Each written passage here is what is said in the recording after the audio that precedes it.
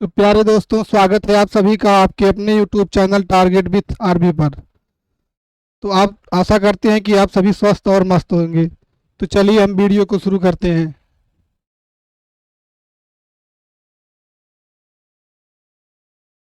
पहला पहला क्वेश्चन है, कायिक प्रवर्धन के माध्यम से विकसित ना होने वाला पौधा है। तो पहला ऑप्शन है गुलाब, दूसरा ऑप्शन है पपीता, तीसरा ऑप्शन है केला और चौथा ऑप्शन है नारंगी। तो आप सभी बताएंगे कि कौन सा ऑप्शन सही होगा, कि कायिक प्रवर्धन के माध्यम से कौन सा पौधा विकसित नहीं होता है। तो हम सबसे पहले जानेंगे कि कायिक प्रवर्धन होता क्या है। तो कायिक प्रवर्धन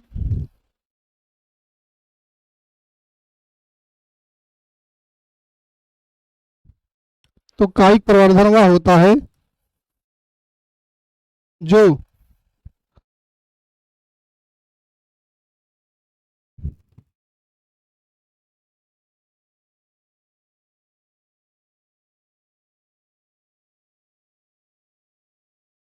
तो कायिक प्रवर्धन वह होता है जो जड़ों और तनों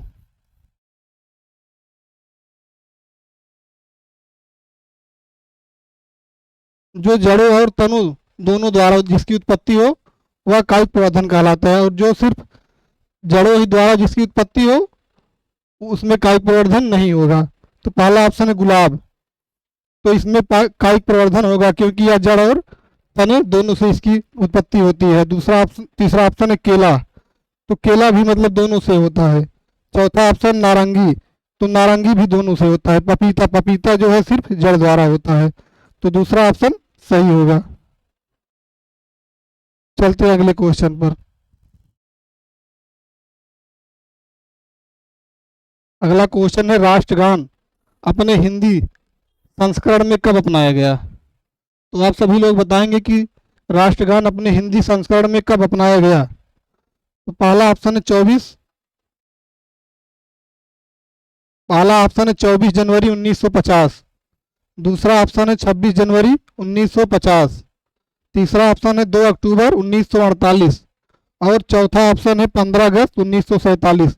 तो आप सभी लोग बताएंगे कि कौन सा आंसर सही होगा। आप सभी लोग जल्दी जल्दी कमेंट करेंगे कि कौन सा आंसर सही होगा। तो हम आपको बता दें कि राष्ट्रगान, हमारा राष्ट्रगान है जन गण मन।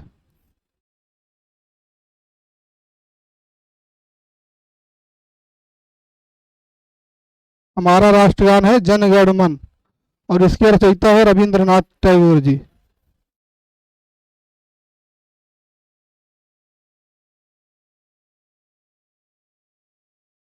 इसके रचयिता है रविंद्रनाथ टैगोर जी। और यह कब हिंदी संस्करण में कब अपनाया गया। तो आप सभी लोग बताएंगे कि हिंदी संस्करण में यह कब अपनाया गया।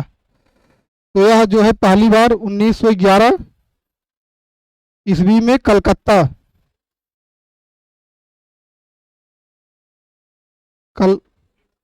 कलकत्ता में गाया गया पहली बार। तो इसमें पूछा गया कि हिंदी संस्करण में कब अपनाया गया। तो हिंदी संस्करण में 24 जनवरी 1950 को अपनाया गया था। तो यह है 26 जनवरी। तो 26 जनवरी को हमारा देश पूर्ण मतलब संविधान लागू हुआ 1950 को 26 जनवरी। तो इसमें पहला ऑप्शन सही होगा। चलते हैं अगले क्वेश्चन पर।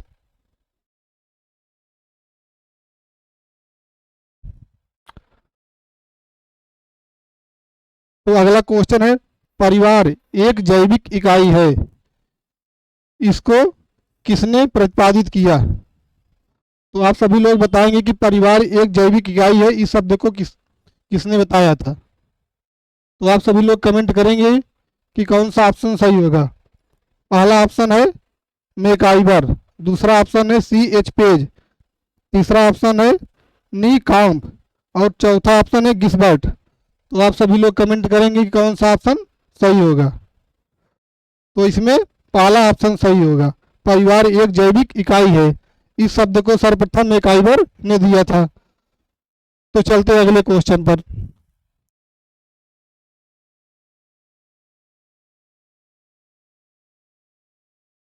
अगला क्वेश्चन है, निम्नलिखित में से किसी निश्चित ग्रंथ के रूप में जाना जाता है। तो आप सभी लोग बताएंगे कि ये निश्चित नहीं, ये मिश्रित होगा।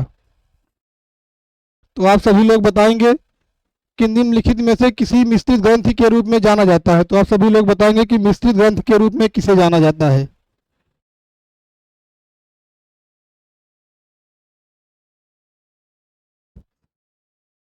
तो आप सभी लोग कमेंट करेंगे कि मिश्रित ग्रंथ के रूप में किसे जाना जाता है। तो पहला ऑप्शन है यकृत, दूसरा ऑप्शन है थायराइड, और तीसरा ऑप्शन है अग्नाशय, और चौथा ऑप्शन है पिट्यूटरी। तो आप सभी लोग बताएंगे कि कौन सा ऑप्शन सही होगा। तो यकृत यह जो है सबसे बड़ी ग्रंथि है।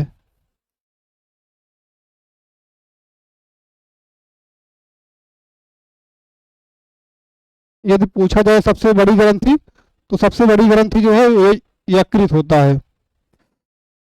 और मिश्रित ग्रंथ पूछा गया तो आप सभी लोग बताएंगे कि मिश्रित ग्रंथि क्या कौन है। तो मिश्रित ग्रंथि है अग्न्याशय। सबसे बड़ी मिश्रित ग्रंथि अग्न्याशय है। तो तीसरा आंसर सही होगा। चलते हैं अगले क्वेश्चन पर।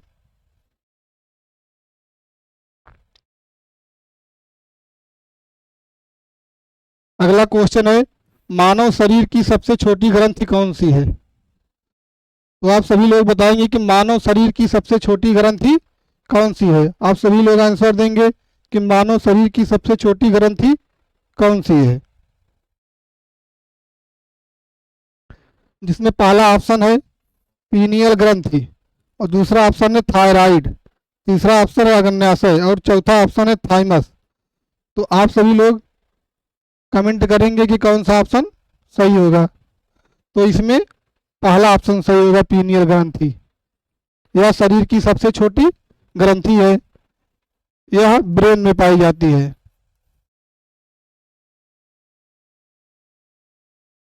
तो पहला ऑप्शन सही होगा। चलते हैं अगले क्वेश्चन पर।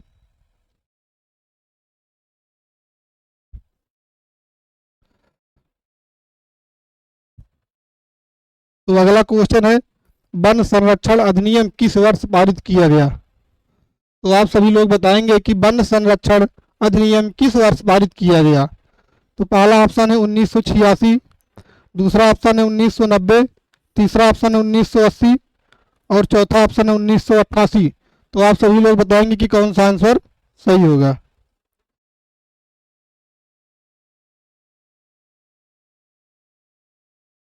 तो आप सभी लोग जल्दी जल्दी कमेंट करेंगे कि कौन सा ऑप्शन सही होगा।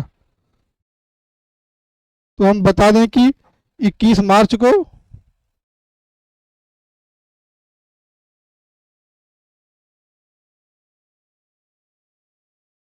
21 मार्च को वन संरक्षण दिवस मनाया जाता है।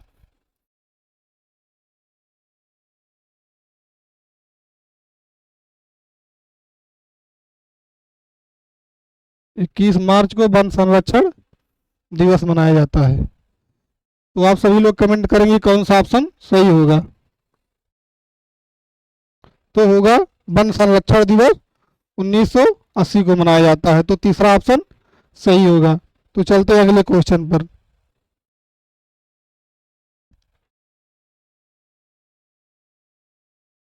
अगला क्वेश्चन है, वन उन्मूलन का परिणाम क्या होता है। तो आप सभी लोग बताएंगे कि वन उन्मूलन का परिणाम क्या होता है, जिसमें पहला ऑप्शन है जल स्तर में वृद्धि, दूसरा ऑप्शन है वर्षा में वृद्धि, तीसरा ऑप्शन है जैव विविधता में की हानि, और चौथा ऑप्शन है मृदा अपरदन में कमी। तो आप सभी लोग बताएंगे कि कौन सा ऑप्शन सही होगा। आप सभी लोग जल्दी जल्दी कमेंट करेंगे। तो इसमें पूछा गया कि वन उन्मूलन का परिणाम, तो इससे जल स्तर की वृद्धि नहीं होगी, तो इससे जैव विविधता की हानि होगी। तीसरा ऑप्शन सही होगा। चलते हैं अगले क्वेश्चन पर।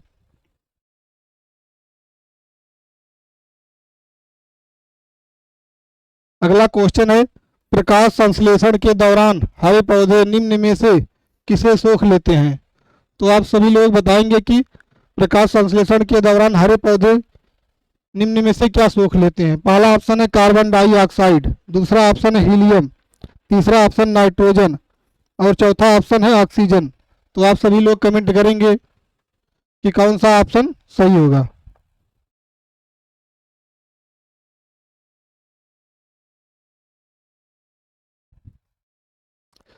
तो इसमें पूछा गया प्रकाश संश्लेषण। तो प्रकाश संश्लेषण में CO2 क्लोरोफिल की उपस्थिति में O2 में कन्वर्ट होता है। तो इसमें कौन सा सही होगा? इसमें पूछा गया है कि प्रकाश संश्लेषण के दौरान सोख लेता है, तो CO2 सोख लेता है। पहला ऑप्शन सही होगा। तो चलिए चलते हैं अगले क्वेश्चन पर।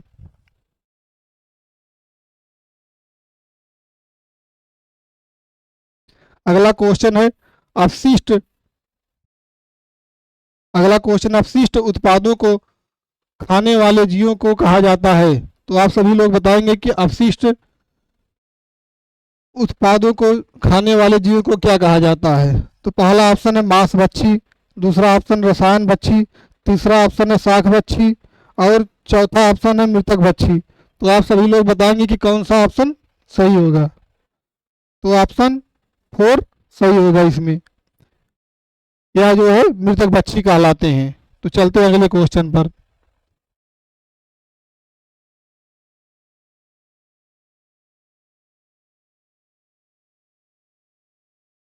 अगला क्वेश्चन है किस वर्णक की उपस्थिति के कारण हरे पौधे हरे होते हैं? तो आप सभी लोग बताएंगे किस वर्णक की उपस्थिति के कारण पौधे हरे होते हैं। तो पहला ऑप्शन है कैरोटीनॉइड, दूसरा ऑप्शन है लाइकोपीन, तीसरा ऑप्शन है एंथोसाइनिन, चौथा ऑप्शन है क्लोरोफिल। तो आप सभी लोग बताएंगे कि कौन सा ऑप्शन सही होगा। किस वर्णक की उपस्थिति के कारण पौधे हरे होते हैं? तो इसमें ऑप्शन चौथा सही होगा, क्लोरोफिल के कारण हरे पौधे हरे होते हैं। चलते हैं अगले क्वेश्चन पर।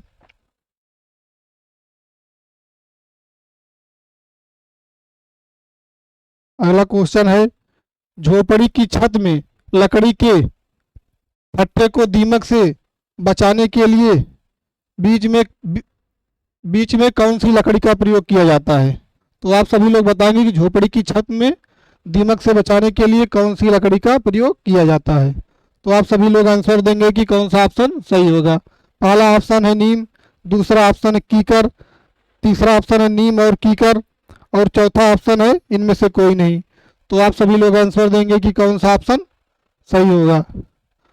तो इसमें पहला ऑप्शन सही होगा, झोपड़ी की छत में दीमक से बचाने के लिए लकड़ी के उपयोग किया जाता है, नीम की लकड़ी का। तो पहला ऑप्शन सही होगा। चलते हैं अगले क्वेश्चन पर।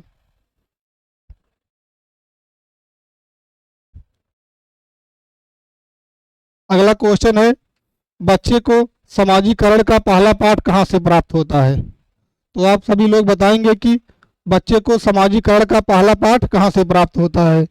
पहला ऑप्शन है परिवार से, दूसरा ऑप्शन है विद्यालय से, तीसरा ऑप्शन है सांस्कृतिक केंद्र से और चौथा ऑप्शन है धार्मिक केंद्र से। तो आप सभी लोग कमेंट करेंगे कि कौन सा आंसर सही होगा।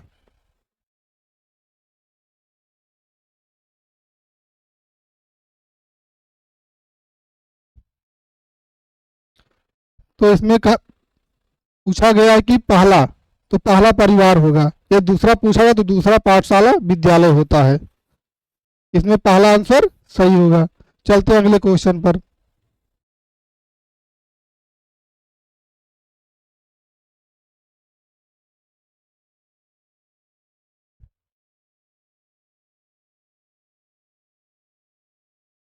तो आज के लिए बस इतना ही। मिलते हैं अगले क्लास में। तब तक के लिए आप सभी का धन्यवाद।